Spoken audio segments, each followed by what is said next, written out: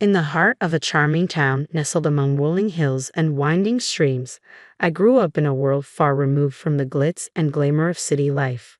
Our small, weathered house, with its creaking wooden floors and windows that framed expansive fields, was a universe unto itself. It was here, amid the simplicity and warmth of family love, that my story began.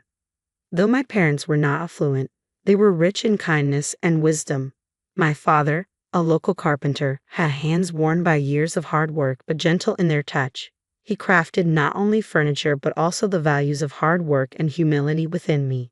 My mother, a school teacher, filled her home with books and stories that sparked my imagination and nurtured my dreams.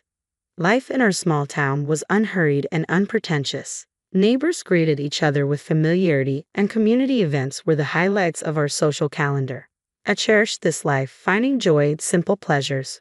The fresh scent of earth after rain, the rustling of leaves underfoot, and the chorus of birds at dawn. It was at the local library where I first met Mark. He was unlike anyone I had known, an urbane visitor from the city with a touch of sophistication yet an unassuming nature. His family was well known in the business circles, their wealth and influence extending far beyond the city's skyscrapers. But Mark, with his easy smile and genuine interest in my everyday stories, was a refreshing anomaly in that world. Our initial conversations were cautious, as if our worlds were orbiting each other hesitantly. He spoke of city life, the fast pace, the endless opportunities, and the dazzling lights, while I shared stories of my town, the annual harvest festival, serene walks by the stream, and the close-knit community. We often met at the old park bench by the lake, where our conversations would stretch for hours. The lake, with its placid waters reflecting the changing hues of the sky, witnessed our growing connection, an invisible thread weaving our disparate worlds into one. One evening, Mark's voice held a vulnerability I hadn't seen before. "I've always been surrounded by people who care more about wealth and status," he said, "but with you, I've found a serenity I didn't know existed. You've shown me a different way of life, one that's genuine and full of warmth." His words stirred something deep within me. "Mark," I said, "where we come from doesn't define us. It's who we are when we're together that matters. You've brought a new perspective into my life, opening my eyes to dreams I never dared to have." As our relationship deepened, Mark confided about his family, particularly his mother, a woman of elegance with stringent expectations. He spoke of her with respect, yet there was concern in his words. "She has her own ideas about who I should be with. I'm just worried about how she'll react to us." I took his hand, feeling the slight tremor. "We'll face that together. Love isn't about backgrounds or expectations. It's about two people who choose each other against all odds." The day Mark proposed was as unassuming as our love, no grand gestures, just a heartfelt promise of a life together. As I looked into his eyes, brimming with hope and love, I knew our journey was just beginning. I knew that meeting Mark's family was just the beginning, but as we approached their grand mansion, my nerves were on edge. The opulence of the estate seemed to underscore the vast differences between our worlds.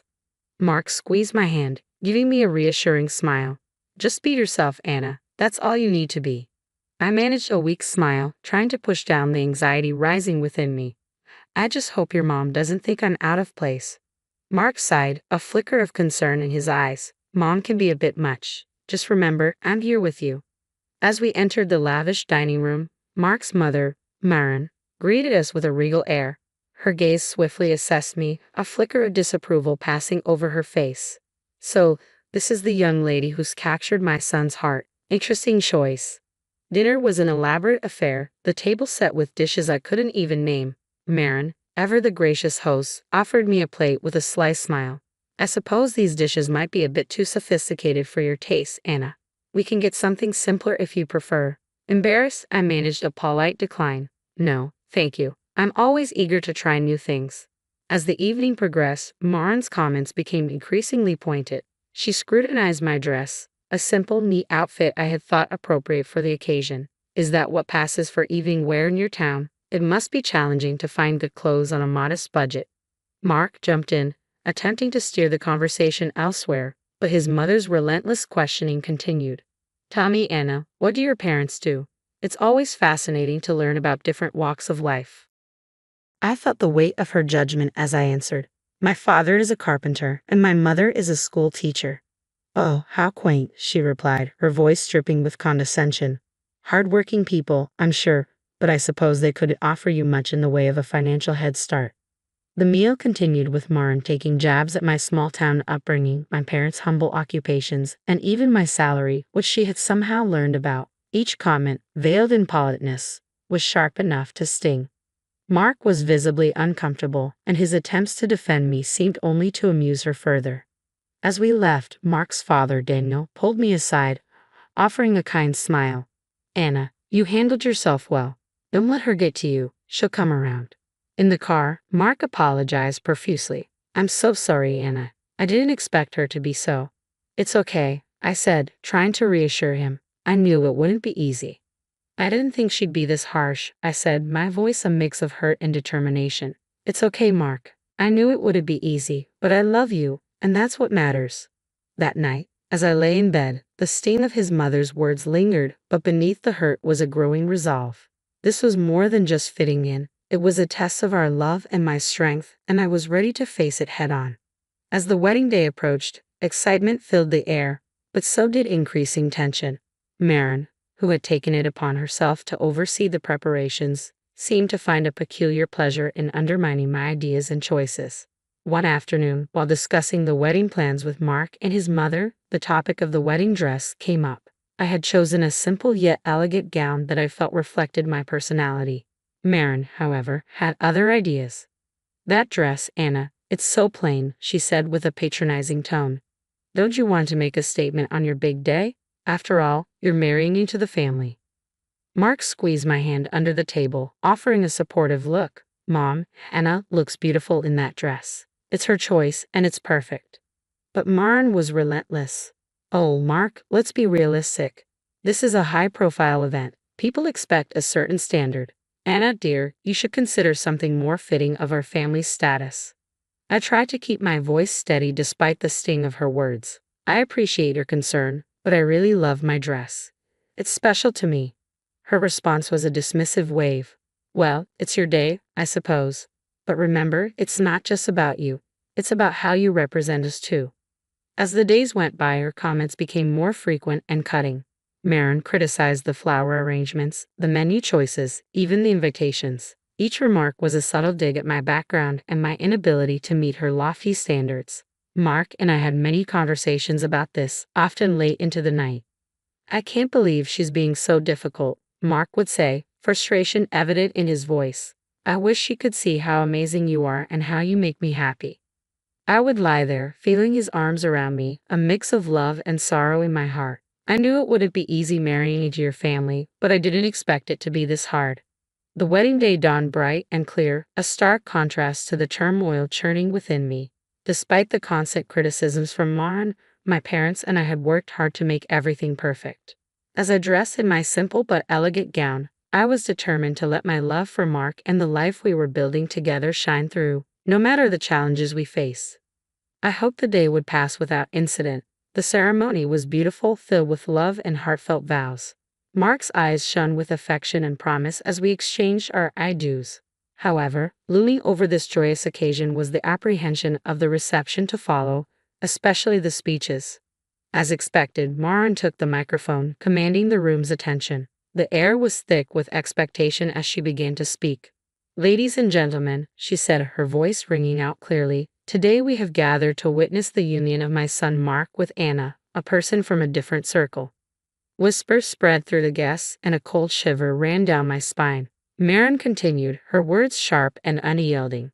"While some may commend Mark for his charitable heart in lifting a beggar from the streets, we must be cautious. It's essential to maintain our family's reputation and standards, not let them be diluted by those who seek to elevate their status by clinging to a family of higher standing." The room fell into stunned silence. My parents looked at me, their faces a mix of shock and hurt. Mark's expression was one of disbelief and anger. The guests, an uneasy blend of our friends and Mark's high society acquaintances, watched on, unsure of how to react. My heart sank, and a profound shame washed over me. Her cruel words in such a public setting were more than insults. They were a deliberate attempt to shame and belittle me in front of everyone we cared about. As Marin concluded her speech with a forced toast to our future, the applause was hesitant and muted. The room was enveloped in an awkward silence, the joy of the occasion marred by her venomous words. Mark stood up, his voice trembling slightly. "I'm sorry, Anna. This isn't what I wanted." His eyes were apologetic, filled with a mix of love and sorrow. I looked around at the shocked faces of our guests, feeling incredibly humiliated. The weight of her words hung heavily in the air, casting a shadow over what was supposed to be the happiest day of our lives. The atmosphere at the reception remained tense following Marin's disparaging speech. Then, Mark's grandmother, Mrs. Eleanor, a figure of respect and authority within the family, requested the microphone. Her poised demeanor and serious expression immediately drew the attention of all the guests. "Good evening," she began, her voice clear and firm.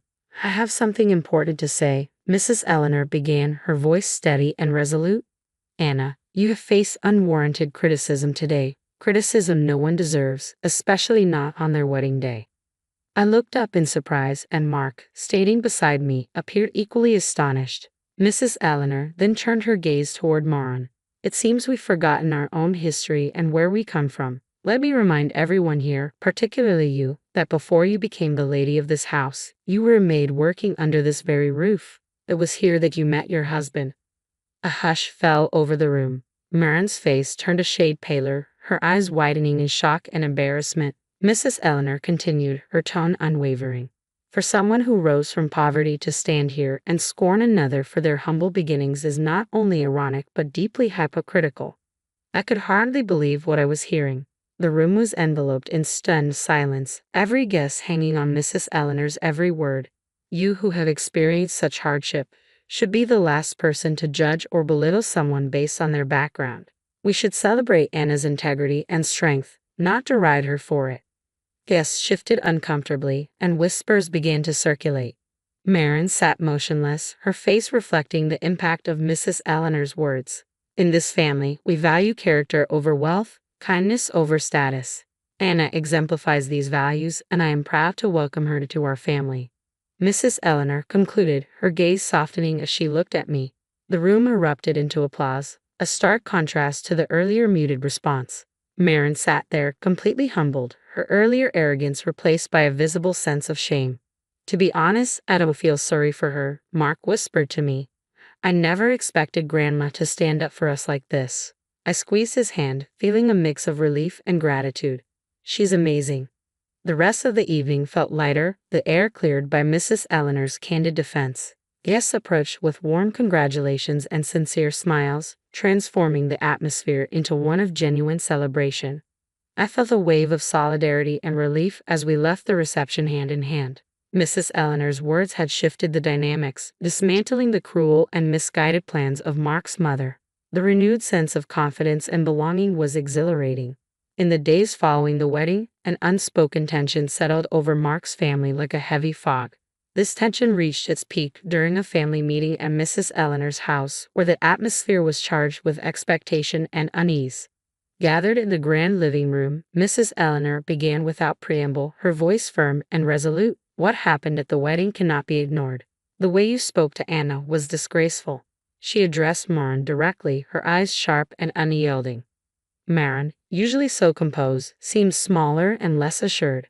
"Eleanor, I've already apologized to Anna," she said, her voice tinged with defiance. "It's not just about an apology," Mrs. Eleanor retorted. "Your actions reflect on this entire family. You become accustomed to a lifestyle funded by the family's money without truly valuing it." Mark's father, Daniel, nodded in agreement, his expression serious. "Mother is right. You've lost sight of what really matters." Mrs. Eleanor then made her decision clear, each word deliberate and precise. "I've decided to cut off the financial support you've been receiving. It's time you start contributing to the family instead of just taking. You'll need to find a job and learn to live within your means." The shock on Marin's face was palpable. She turned to her husband for support. "You can't agree with this. She can't just cut me off like this." But Daniel surprised her. "I stand with my mother on this. You've gone too far this time. It's for your own good." Marin's anger and disbelief were evident, her usual composure crumbling under the weight of her new reality. Mark, who had been silent up to this point, finally spoke. His voice was steady. Mom, Grandma's decision is harsh but fair. You need to understand the impact of your words and actions. I watched the scene unfold, feeling a mix of sympathy and relief. Mark squeezed my hand under the table, a silent show of support.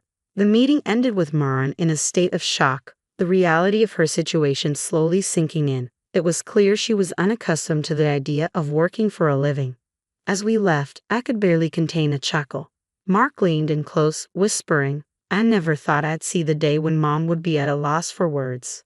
But maybe this is what she needs to change. I nodded, feeling a cautious hope for the future. Perhaps this was the beginning of a new chapter for her and for all of us. The family reckoning had been tough but necessary, a pivotal moment that promised to reshape the dynamics within Mark's family, hopefully for the better. The honeymoon was a welcome escape.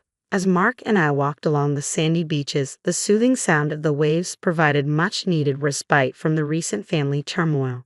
One evening, as we watched the sunset, Mark wrapped his arm around me and said, I'm sorry our wedding turned into such a drama, Anna. I wish things had turned out differently. I leaned into Mark, feeling the warmth of his embrace. It's okay, Mark. None of this was your fault. What matters is that we're together now, away from all the stress. Mark sighed, gazing out over the ocean. Yeah, but when we return, we'll have to deal with the reality of my mom's situation. It's going to be tough for her. I nodded, understanding his concern. Maybe this will be a chance for her to grow and see things from a new perspective. We spent our days exploring and our nights discussing our future. The challenges we have faced seemed to strengthen our bond, reaffirming our love for each other. On our last night, as we packed our bags, Mark looked thoughtful. You know, Anna, everything that's happened has made me realize how important you are to me. I can't imagine going through life with anyone else. I smiled, touched by his words. I feel the same way, Mark. We've been through a lot, but it's only made our relationship stronger. We can handle whatever comes our way as long as we're together. As we headed back home, I felt a sense of peace. The honeymoon had not only been a break from the chaos, but also a time for us to solidify our bond and prepare for the new chapter in our lives. We were returning to a changed reality, but we were doing it together, stronger and more united than ever. The future was uncertain, but I was ready to face it with Mark by my side. Returning from our honeymoon, Mark and I were unsure of what awaited us at his family home. The car ride was quiet, both of us lost in thoughts about the new family dynamics. Upon arrival, the first thing we noticed was the absence of Mark's mother. We were greeted instead by his grandmother, Mrs. Eleanor, who wore a knowing smile. Welcome back, you two. I suppose you're wondering about the changes here, she said, her tone light, but with an undercurrent of seriousness. Yes, where's Mom? Mark asked, scanning the surroundings. Mrs. Eleanor took a deep breath, her smile still in place. After you left, Maran caused quite a scene. She demanded that I restore her financial support. When I refused, she decided to leave. She's now living in a small apartment and, from what I hear, is looking for a job. Mark and I exchanged glances, absorbing the news. It was a stark departure from the luxurious life she was accustomed to. And there's more, Mrs. Eleanor continued, leaning in as if sharing a secret. Your father is considering a divorce. He's had enough of her antics. It seems she finally pushed him too far. Mark's expression mixed shock with a hint of relief. I can't believe it. I knew things would change, but this is more than I expected. I reached out and touched his arm. It's a lot to take in, but maybe this is for the best. A chance for everyone to start fresh on a more honest footing. Dinner that night was an oddly serene affair. The absence of Mark's mother was felt, but not in the way we had anticipated. The conversation was more open, and for the first time in a long time, it felt like there was a real sense of family. As we drove home later that evening, Mark was pensive. I always hoped for a change, but I didn't expect it to happen like this. It's going to be a big adjustment for Mom. I nodded. It's a tough situation, but maybe it's a necessary step for her to grow. And for your dad, too, to find some peace. The ride home was reflective. Both of us contemplated the new reality we were returning to. The family we had left before the honeymoon was not the same one we were coming back to. It was a sobering thought, but in many ways it was a hopeful one. Change, though painful at times, often paves the way for something better, and we were ready to face it together.